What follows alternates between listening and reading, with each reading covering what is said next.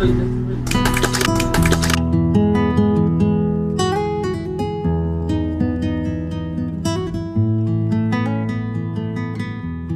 সম্প্রসারণ অধিদপ্তর শিবগঞ্জ বগুড়া কর্তৃক আয়োজিত আজকের এই জাতীয় ফল মেলা 2025-এর অন্যতম আমাদের আজকে প্রতিপাদ্য বিষয় হচ্ছে দেশি ফল বেশি খায় এবং আসুন ফলের গাছ লাগাই। এই প্রতিপাদ্যকে সামনে রেখে আমরা এই শিবগঞ্জ উপজেলা কৃষি অফিস কর্তৃক আজকে আমরা বিভিন্ন ফলের প্রদর্শনী এখানে আমরা প্রদর্শন করার চেষ্টা করেছি।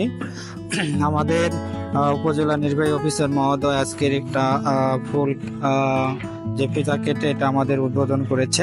আমরা এখানে বিভিন্ন ফলের বিভিন্ন জাতের প্রদর্শন করেছি এবং এখানে আমাদের অত্র উপজেলার বিভিন্ন ইউনিয়নের কৃষকগণ তারা আসছিলেন এবং মেলা এখানে আমাদের দেখেছেন এবং তারা এই ফল দেখে তারা উদ্বুদ্ধ হয়েছেন এবং তারা প্রত্যেককেই তাদের বাড়িতে একটি করে হলেও তারা ফলের গাছ লাগাবে এবং তারা তাদের যে পুষ্টির চাহিদা রয়েছে তারা এই ফলের গাছের মাধ্যমে এবং ফল ভক্ষণের মাধ্যমে তারা তাদের পুষ্টি নিবারণ করবেন এই প্রত্যাশা রাখছি এবং এই জাতীয় ফল মেলা 2025-এর সফলতা কামনা করছি। আমি মোহাম্মদ রাজীব হোসেন, কৃষি সম্প্রসারণ অফিসার, শিবগঞ্জ বগুড়া। আজকে জাতীয় ফল মেলার সাথে আমরা সমন্বয় করে শিবগঞ্জ উপজেলায় ফল মেলার আয়োজন করেছি। এই ফল মেলার মাধ্যমে আমাদের যারা সাধারণ মানুষ এবং কৃষক কৃষানি এবং সবাই জানতে পারবে আমাদের যে বাজারে প্রচলিত ফল আছে। আমরা অনেক ফল সহজেই পাই, আবার অনেক ফল সহজে খেতে পারি না। তো আমরা এখানে আমাদের দেশে প্রচলিত এবং অপ্রচলিত সব ধরনের ফল আছে।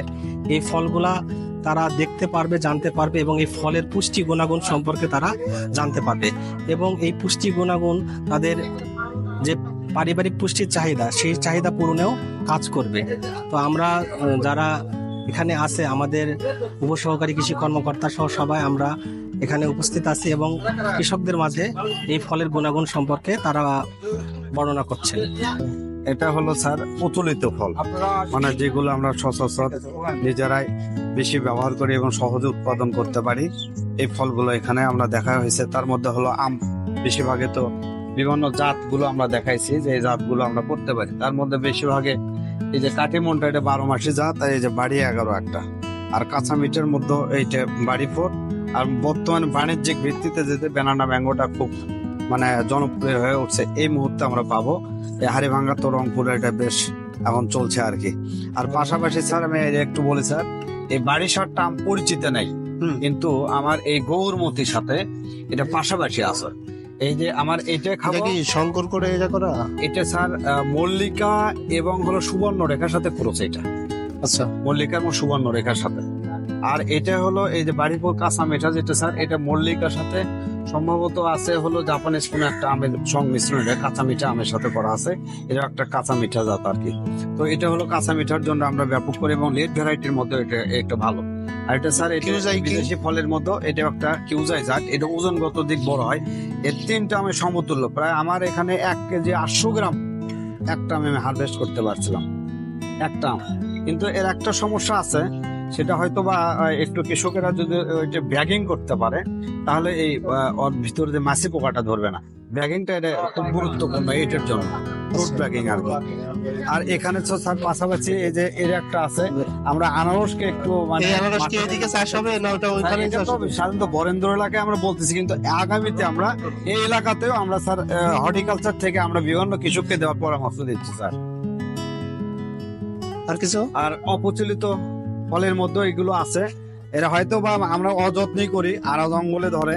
তো তারপরেও এগুলো যে ডেবল বা ডেওয়া এলাকার নাম যেটা আমরা বন কাঠালো বলে আর কি, এটা আমরা ব্যাপক পরিমাণে আড়া জঙ্গলে যে জায়গাগুলো ছায়াযুক্ত জায়গায় মানে অযত্নে এটা চাষ করা সম্ভব। আর ছাদের জন্য স্যার এটা তো জানা আছে যেগুলো ব্যাপক পরিমাণে। আর এই যে ছায়া ফসল হিসেবে যে কোনো বা সাথী ফসল যে কোনো ইয়ার ভেতরে এই লটকনটা চাষ করা যায়, যেখানে ব্যাপক ছায়া থাকে সেখানে ব্যাপক পরিমাণ চাষ করা যায়। ওই যে আপনার খেজুর ওইটা এখন কেউ খায় স্যার? এটা আমরা স্থানীয় ভাবে তো স্যার এটা মোটামুটি এখনো খাই স্যার, এখনো ইয়ে আছে স্যার। আপনার যে এখন ওই খেজুর অ্যাভেলেবেল হয় স্থানীয়টা তো স্থানীয়টা কিন্তু স্যার বেশ এটা খাওয়া ভুলে গেছে না সবাই? ভুলে গেল স্যার। ধন্যবাদ, আপনারা অনেক ফলের সাথে নতুন পরিচয়, মানে বিশেষ করে স্যার ওই আপনার আমের জাত।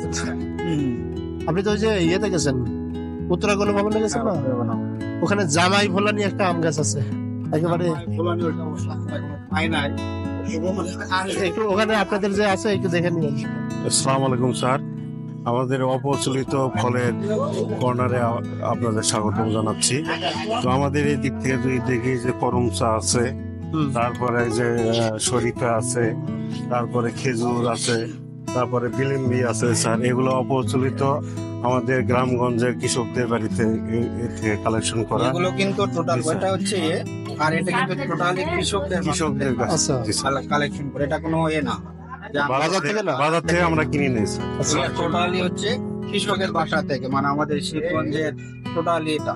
বিভিন্ন 12টা ইউনিয়ন থেকে আমরা কালেকশন করছি, যে যে ইউনিয়নে যে ফসলগুলো মানে ফল ভালো হয় সেখান থেকে আমরা কালেকশন করছি স্যার। ওইটা কি পাকেনি এখনো, এই জন্য কালারটা বেশি সবুজ দেখা যাচ্ছে? জি স্যার, এটা আরো পাকতে সময় লাগবে স্যার। না, এই যে এটা এটা হ্যাঁ হ্যাঁ কামরাঙ্গা যেটা। জি স্যার, স্থানীয় জাত। তারপরে আমাদের বিদেশি ফলও মোটামুটি প্যাশন ফ্রুট আছে স্যার। এটা আমাদের ভিটামিন সি কর্নারও বলে বেগুনি স্যার। প্যাশন ফল, এটা কি? এটা স্যার এই যে আপনার ট্যাং ফলও বলে স্যার, প্যাশন ফ্রুট।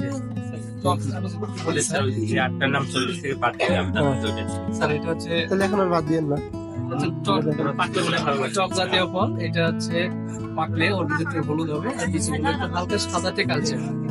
এটা হচ্ছে যখন এই গরমে এই সময় পাকবে, ওপর থেকে কেটে দিয়ে আমরা লবণ মশলা দিয়ে যেরকম বড়ই খেতাম আগে, ওরকম মশলা দিয়ে আবার চিনিটা করে ওইটা আমরা খেয়ে দিতে পারি। ওটাও কি ভিটামিন সি জাতীয় ফল? ভিটামিন সি স্যার, এই যে এটা vitamin C, source of vitamin C. এই যে এগুলো আর ভিটামিন একটা গুণ আছে স্যার, মানে ওজন কমাতে সহায়তা করে। ঠিক আছে। যারা ডায়েট আর ওর পাশে কি আছে? আমের কিছু ভ্যারাইটি আমাদের নতুন নতুন জাত আছে। যাক, ধন্যবাদ। এগুলো পরিচয় করানোর জন্য আমাদের মাঝে মধ্যে খাওয়াইতে হবে।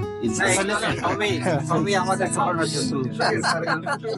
ঠিক আছে, আসসালামু আলাইকুম। ভালো লাগছে। জি স্যার, জি স্যার। জি।